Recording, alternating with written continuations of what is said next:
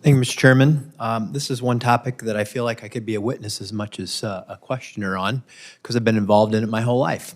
And in the 1990s, I was living in Dayton, Ohio, working on economic development. We had the worst school district in the whole state. We were 16 and 13 out of 613. We tried to work with the Dayton Public School to change things. We couldn't change it. And then I get to the legislature. My very first bill was to create a charter school option. And then when I was Speaker of the House, we created the Ed Choice Scholarship, which started out focused on 4,000 students who were in the worst of the worst schools, and now we have 160,000 students in Ohio using their school choice option through the Ed Choice Scholarship. And I share these stories because many, many years later, now that people outside of the traditional system have had a chance to create amazing school opportunities, we have schools like the Dayton Early College Academy, which is an amazing school that serves students from the city of Dayton. Many, many, many of them are now on tracks to go to college and do other things. It's a great success story. And then we have the Greater Dayton School, which was just founded. An amazing facility doing a wonderful job of educating students. And you know what the interesting thing about both of these schools are? There's huge waiting lists. There's waiting lists.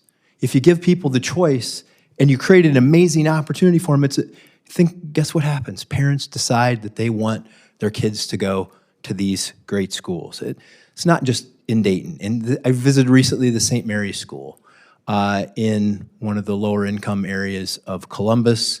It serves children from, I think, 30 different zip codes, all of them low income. There's a waiting list there too. They have a health clinic. It's a place where students are getting a great opportunity in life. So the story I can tell you in our state is one of success. It doesn't mean it's a magic cure. Educating students is hard, particularly if they come from difficult backgrounds. There are wonderful public schools that I could also hold up and talk about the amazing things that they are doing too. Any educator, no matter where they come from, in a public school, a private school, charter school, it's fantastic. We love the ones that innovate. But we also know that there are pockets of great despair in education. And so that brings me to ask Chris Galassi-Worrell, who I have known for a long time. You are mostly focused at your charter schools on children who have dropped out, who literally aren't in the system, that no one cares necessarily about them. It's no one's job to, but you've created this network of schools to try to help them.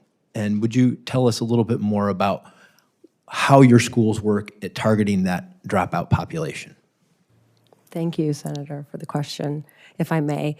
Our average student is over 18 years of age, reading at a 4th or 5th grade reading level, and has attended 3 or more high schools before coming to us. So students that are outliers outside of the system. And I think when we're talking about public districts or any district or any school, we have to remind ourselves quickly before that our districts that are failing students were redlined and designed to do so and are functioning as a result of that historical redlining so many decades ago. And we're seeing school choice from the very beginning when a family can opt to buy a home that is $350,000 in a, quote, good school district versus a family that is kind of boxed out of that neighborhood school. And the neighborhood school they are given is one of failure and continued failure. So at Oakmont Education, we not only take students who are outside of the continuum of education and who have been failed time and time over, but we have district partnerships because our district partners realize the continuum of education. I've never met an educator who wants students to fail. I've never met an educator who says, I really want this kid not to graduate. But we are humans and our systems are taxed to a place where not every student can get what they need in the system they're in. So our school exists to make sure that there is a place where we meet students where they are. You are 21 years old or you're 20 years old and you have 4 credits. You're not going to go sit in a freshman classroom with other young people that are 14 and 15 years old. We're going to meet you where you are. You know, a third of our students are parents themselves. They have jobs. They have critical decisions to make. So we make a place that is fully available to them from start to finish, wrap around, therapists in each of our building, available people to navigate what's next for them in life. We start with that end in mind, and no two kids at Oakmont are the same. So I know I'm running out of time here, so I just wanted to say this. The amazing thing about what school choice does and what Chris is talking about is that every child has a different background. They have a different need. Yes.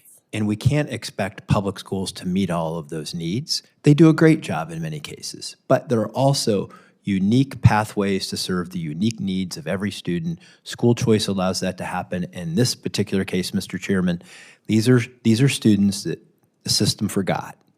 And what Oakmont does is try to bring them back in and give them a chance. Thank you.